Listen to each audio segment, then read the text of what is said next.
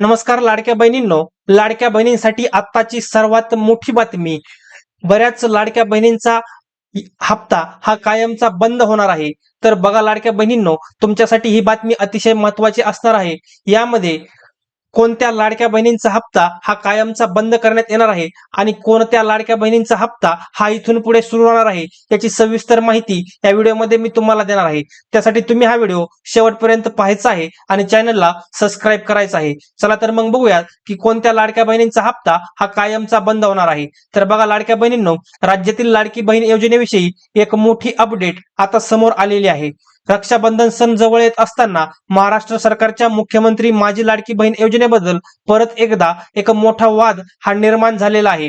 त्यामध्ये राज्यातल्या महिलांना गेल्या काही महिन्यांपासून लाडक्या बहिणीचा हप्ता हा मिळालेला नाही. त्यामुळे महिला वर्ग हा नाराज झालेला आहे. तर ई-केवायसी ची प्रक्रिया झाल्यानंतर काही अपात्र महिलांनाही या योजनेचा लाभ घेता येत नाही असं समोर आलेलं आहे. तर त्यामुळे त्यांचा 1500 रुपयांचा हप्ता हा वगळण्यात आला आहे. पण या महिलांमध्ये काही पात्र महिलांचाही लाभ वगळण्याची माहिती एका वृत्तात प्रसिद्ध करण्यात आली होती. तर बघा लाडक्या बहिणींनो, आपली जी ई-केवायसी ची प्रक्रिया पूर्ण झालेली आहे, या ई-केवायसी प्रक्रियेमध्ये अनेक लाडक्या बहिणी पात्र असताना सुद्धा त्यांचा लाभ हा कायमचा बंद करण्यात आलेला आहे. तर त्यांना लाभ हा कसा सुरू करता येईल याबद्दल सुद्धा आपण पुढे माहिती देणार आहोत. तर बघा, प्रसिद्ध झालेल्या माहितीनुसार राज्यातील 92 लाख लाभार्थ्यांना पडताळणी करून योजनेतून वगळण्यात आला आहे. बघा लाडक्या बहिणींनो, एकूण 92 लाख लाडक्या बहिणी ह्या लाडकी बहीण योजनेमधून त्यांना वगळण्यात आलेला आहे. म्हणजेच त्यांचा 1500 रुपयांचा हप्ता हा बंद करण्यात आलेला आहे. महालेखापाल यांच्या अहवालात योजनेबद्दल 3500 कोटींच्या आर्थिक अनियमिततेचा उल्लेख करण्यात आलेला आहे. बघा, ह्या ज्या 92 लाख महिला होत्या, हे 92 लाख लाभार्थी होत्या, ह्या अपात्र होत्या आणि या अपात्र असून सुद्धा या योजनेचा लाभ घेत होत्या. त्यामुळे या योजनेमध्ये एकूण 3500 कोटी रुपये इतकी आर्थिक अनियमितता, म्हणजे हे फुकटचे पैसे त्यांना पात्र नसताना सुद्धा देण्यात आलेले आहेत. तर पुढे बघा, अकोला येथील मारुती नगर परिसरातल्या 2 महिलांच्या अनुभवामुळे हा मुद्दा जास्त चर्चेत आला आहे. संगीता गेडाम या महिलेला आजही दर महिन्याला 1500 रुपयांचा हप्ता येतोय. तर या पैशातून त्यांच्या घरातला किराणा आणि दैनंदिन खर्च त्या भागवतात. पण निवडणुकीच्या वेळेस जाहीर करण्यात आलेली 2100 रुपयांच्या मदतीची घोषणा अजून पूर्ण झालेली नाही, असा सवाल त्यांनी उपस्थित केला आहे.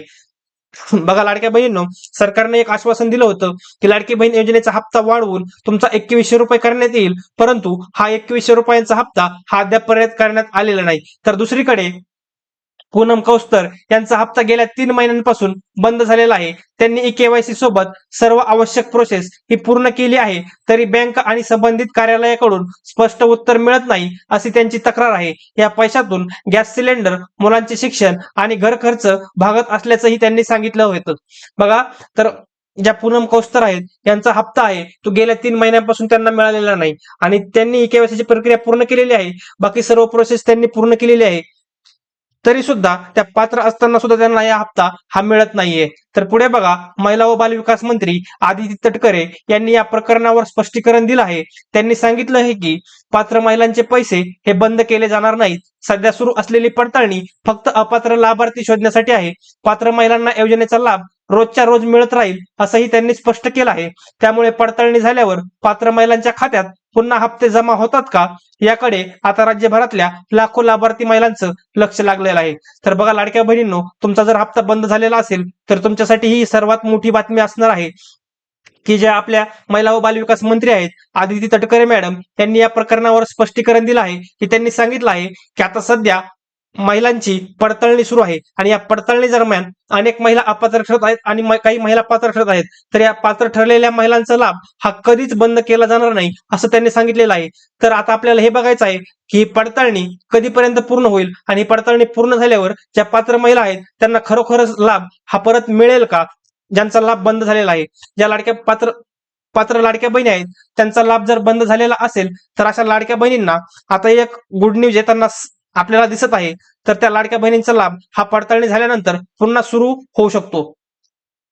जसं पडताळणीची अपडेट पूर्ण होईल तसं आपल्या चॅनलवरती आपण व्हिडिओच्या माध्यमातून तुम्हाला त्याबद्दल माहिती देत असतो. त्यासाठी तुम्ही आता चॅनलला सबस्क्राईब करायचं आहे आणि व्हिडिओला लाईक करायचा आहे. थँक्यू.